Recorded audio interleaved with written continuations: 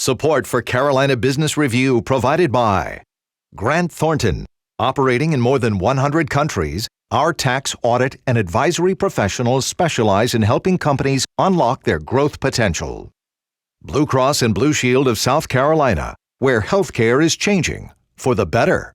Find out how at ahealthysc.tv. And by Sunoco, a global manufacturer of consumer and industrial packaging products and provider of packaging services, with more than 300 operations in 35 countries. Another reminder this past week when the rate of those without a job in the Carolinas ticked up again. That squarely illustrates that the challenges to our region's competitiveness and business development is still very much an issue. Welcome again to the most widely watched source of Carolina's business and public policy. I'm Chris William, and happy fall almost. In North Carolina, 8.9% of the workforce was unemployed, which keeps the Old North State in the top 5 states in this country with the highest rate of unemployment. And in South Carolina, it's not as bad, but still an uptick to 8.1%. Why? Where are the pressure points that we need to apply better policy or maybe better strategy? And how do we decide what strategies need our limited attention and resources to that end? We ask our expert panels which direction we need to go in those questions. And later, before he retires, the president of Clemson, James Barker's back. Major funding also by Novant Health, bringing you world-class technology, clinicians, and care when and where you need it. The Duke Endowment, a private foundation enriching communities in the Carolinas through higher education, healthcare, rural churches, and children's services. And by Blue Cross and Blue Shield of North Carolina. Who's responsible for rising healthcare costs? Join us and many others in a candid discussion at letstalkcost.com. This edition of Carolina Business Review was recorded August 23, 2013. On this week's program, Trip DuBard of South Carolina Future Minds, Ivan Urlaub of North Carolina Sustainable Energy Association, and special guest James F. Barker, president of Clemson University. And now, here's Chris William. Hello, welcome to our program. I guess happy back to school, guys. It's kind of strange. Wow. Well, welcome to the program. Good to have you both here. Trip, I know you're not a jobs expert, but it seems like the elephant in the room when we talk about policy and about what we're trying to do to further development here in the Carolinas is this jobs number. This is huge. North Carolina is almost back up to 9% unemployment. South Carolina is above 8%. What can we do about these jobs numbers? Well, to my mind, and I look at things through, one set of glasses, but to my mind, it always comes back to education. We need better trained workers. We need the workforce that the industry needs. There's been a study recently that showed that over half of the jobs in South Carolina will require at least a 2-year degree by, I think it's 2018, which isn't that far away. And fortunately, in South Carolina, there are groups that are trying to do this. South Carolina Future Minds has been a part of a much larger group now called Transform SC that includes New Carolina, AT&T, BB&T, school administrators, school board association that are trying to really change the dynamic of how our schools go about their business instead of and I think we've gone beyond the argument of what do we teach and really more how do we teach in a way that's appropriate for how kids learn. And I think what you'll see, at least in South Carolina and how we're dealing with it, is it's breaking down in almost 3 parts. There's this research laboratory of this group that New Carolina and the Transform SC crowd are doing, where you're going to see payoffs 5 to 10 years down the road. Well, can we go that long? Can it happen quicker than 5 or 10 years? Yes, and those are the other 2 parts. There's a group of, I'd say the Riley Institute up at Furman is a representative of this. They're doing things like new tech schools down in Clarendon County, where they're taking proven concepts elsewhere in the country, bringing them here, like project-based learning and a little more computer-based learning, and they're trying those. And then South Carolina Future Minds, we're trying to give handles where people can help straight away by connecting with private gifts to either individual schools or districts. So you've got the long-term Transform SC, a shorter term with the Riley Institute and proven projects, and then South Carolina Future Minds with direct connect, so that at least you can have those that may have good ideas have an easy way to help. And in the interest of disclosure here, Clarendon County, Colleton County, some of these counties at risk is where you're going to first. In other words, firemen run into the fire, so to speak. Well, it's all over the state. Right, those are the ones where the new tech schools are going, and that's where a lot of the interest is. But some of the most innovative things, frankly, are coming out of the larger district, Lexington 1 and Karen Woodward's district. There are pilot initiatives through the Transform SC that are happening around the state. Some are in the poor, more rural areas, but some are also in medium and large areas. Yeah, Ivan, let's pull you into this discussion here. In the sustainable energy business in North Carolina, is there some hope now that you've kind of dodged the bullet that the North Carolina GOP was going to really upend your world, and that seems like that's past for now. But can the sustainable energy business be a place for serious job growth, enough to close this gap? Well, it already has been. We know for at least the last 6 years we've been measuring jobs in the industry, and the industry has increased its employment in North Carolina every single year for the last 6 years. Right through the entire recession. We have increased the number of firms exporting to other states and around the world, from maybe 5 countries 5 years ago to I think over 35 countries now. What we're seeing is universities, there are training programs throughout the community college system, high schools, universities, statewide. We've made a database of all of them. It's really phenomenal. There's projects and employment in every single county in our state. And let me ask you this.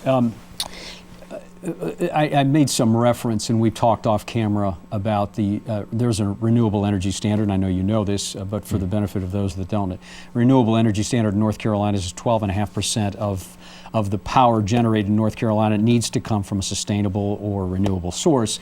And that was at serious risk during this last session in the General Assembly in Raleigh. Crisis was averted, but I guess good for the industry. But is this something that could come back up? Is this maybe just postponed, or how do you feel about the risk at which sustainable energy is in North Carolina, given that the North Carolina GOP has changed some of the rules? Well, I think it's an ever decreasing risk, because what's happened is in the last 2 election cycles, we had 2/3 of our legislators in our state are in their first or second term. So they needed an opportunity, and we've been providing it, connecting them with industry, economic development, academia with R&D and demonstration, to see firsthand in their districts how jobs are growing, there's investment coming in, growing tax base. And everyone needs the opportunity to learn together and see firsthand exactly how this is working on the ground. It's not something that needs to have incentives forever, so on and so forth. So parsing ideology from the benefits that are the reality. As more legislators see that, I think the threats diminish of rollbacks, and we start transitioning to a dialogue about, okay, what is the path to long-term affordable energy, and what is the contribution that clean energy makes? Do you feel like, and I want to put you on the spot here a little bit, Ivan, Sure. Do you feel like Republicans in North Carolina are getting a unfair rap, that they're being so hard on changing some of the, making some draconian changes, as some people have said?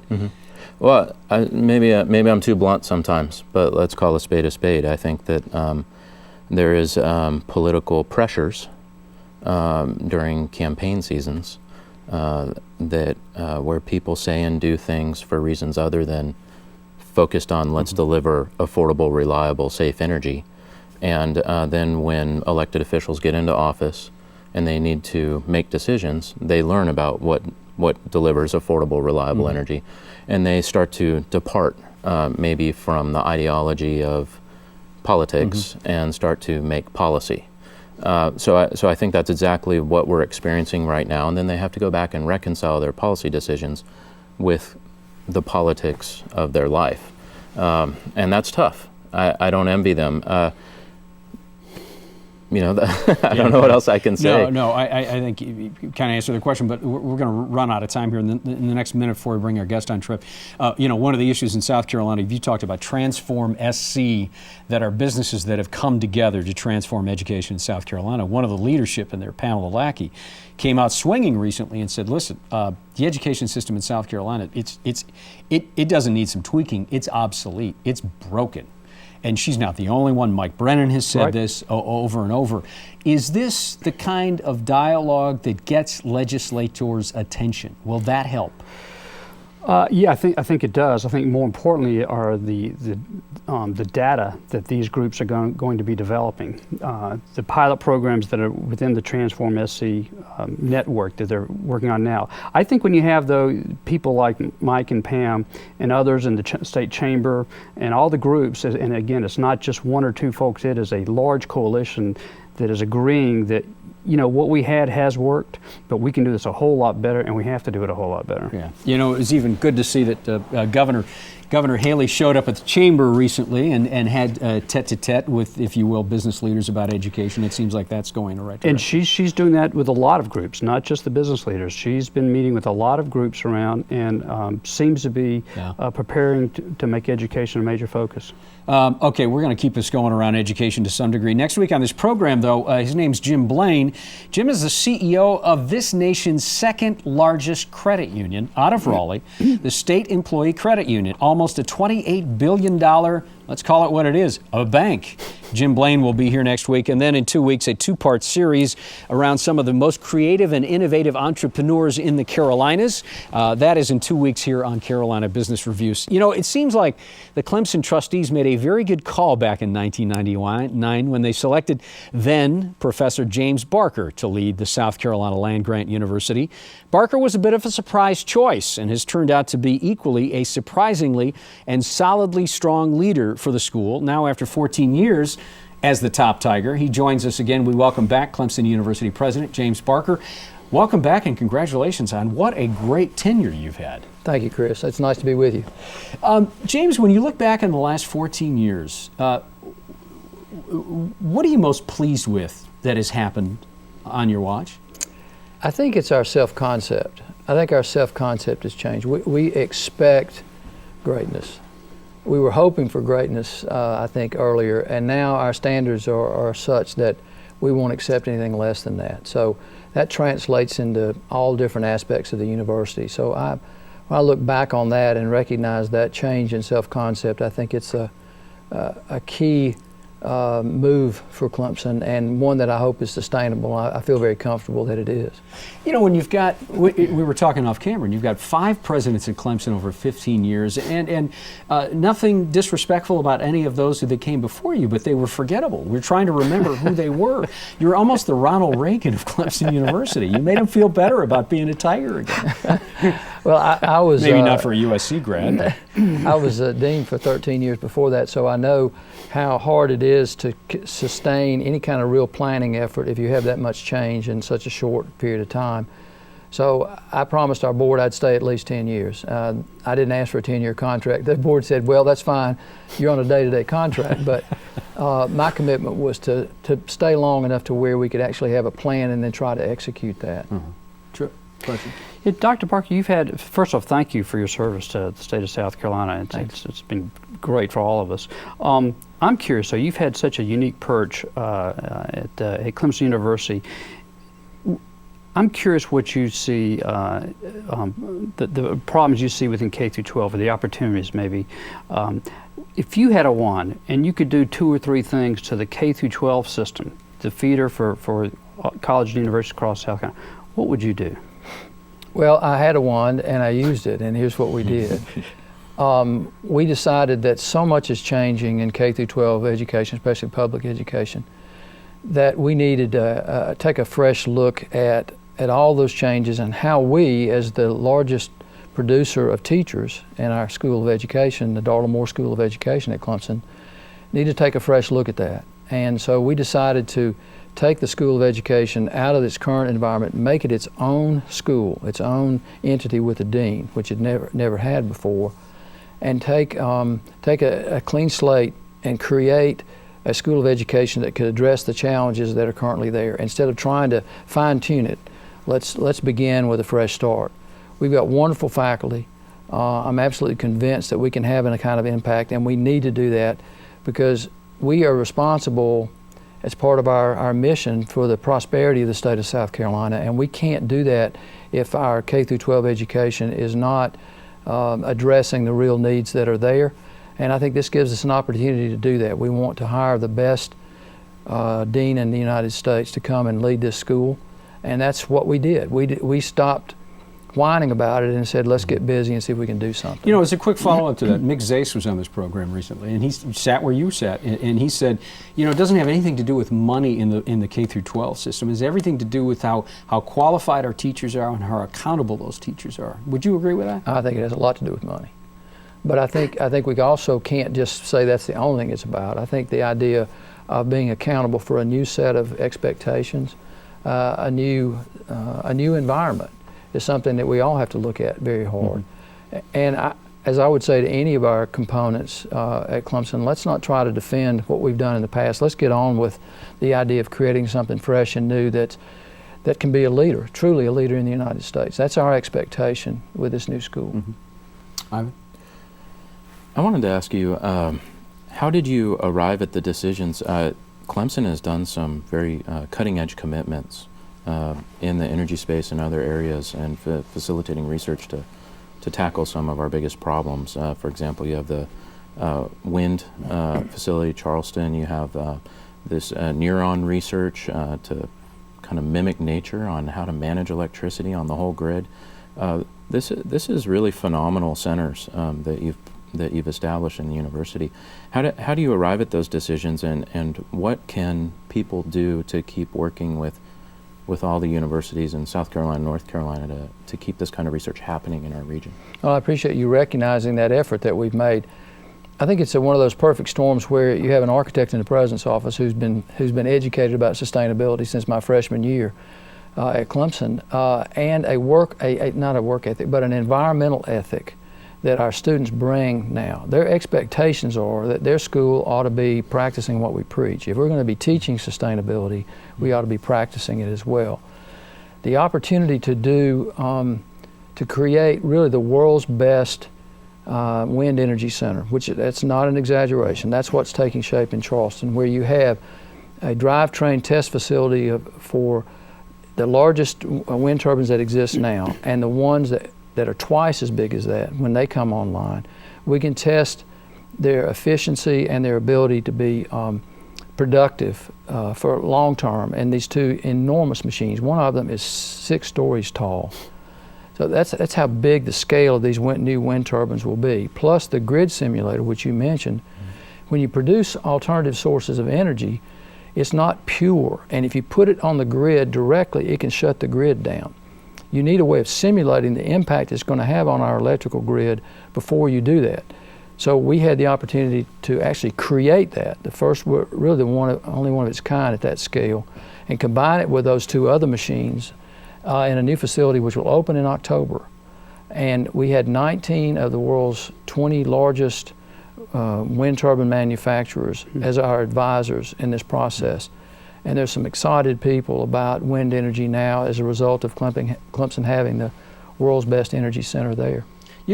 President Parker, you have made pretty big investments. You talk about the wind turbine. You talk Restoration Institute in North Charleston. You talk about ICAR, the International Center for Automotive Research. And here we have aviation, we have automotive.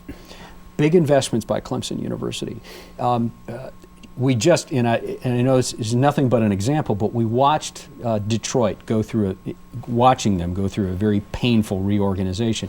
Are you concerned that when the worm turns, when automotive and when aviation, they're cyclical industries and they're going to go through these ups and downs? So how do you protect against that to make sure that you're not out there on the edge? Well, I think you have to recognize where South Carolina's strengths and weaknesses are. But our manufacturing economy is transforming itself now into advanced manufacturing. And I had the opportunity to go to Munich this past summer and talk to the board of BMW about our work and working with our plant there in Greenville, at Spartanburg, working alongside them to really understand what their workforce development needs are. And they need advanced manufacturing workers.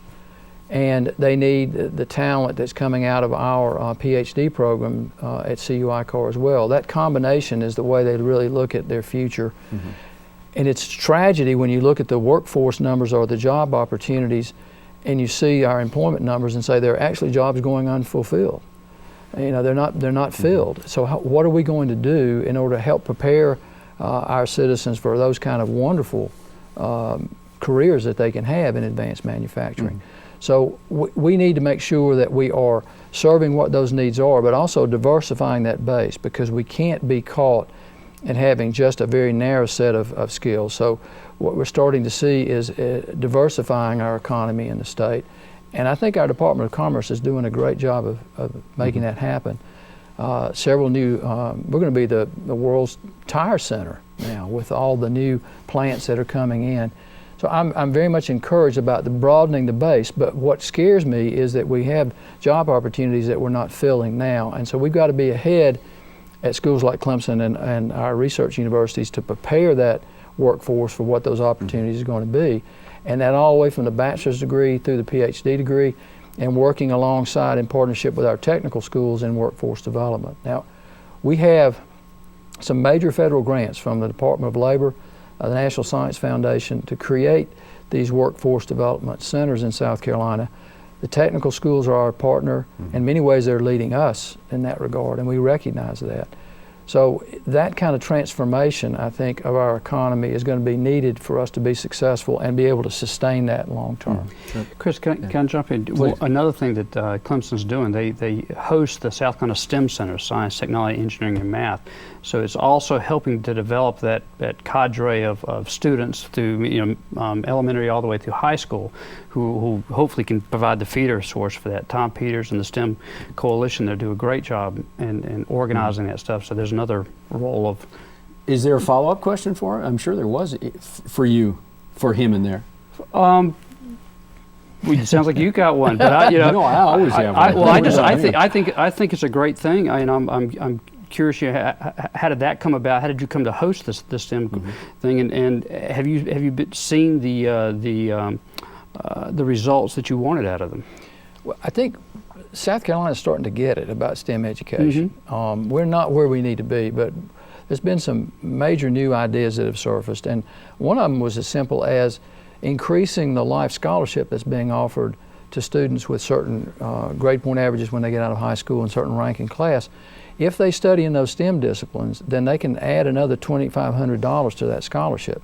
So it is helping drive a growth in engineering and science at Clemson, which is one of our sweet spots anyway, to be able to increase the number. So we're seeing an increase in the students who are choosing to major in the STEM disciplines. And that's very, very much encouraging. The other part of all this is that we're responsible for helping our students have internships and co-ops. Now, we're seen in the United States as probably in the top 10 of schools that have internships and co-ops and the percent of our students that have had those experiences.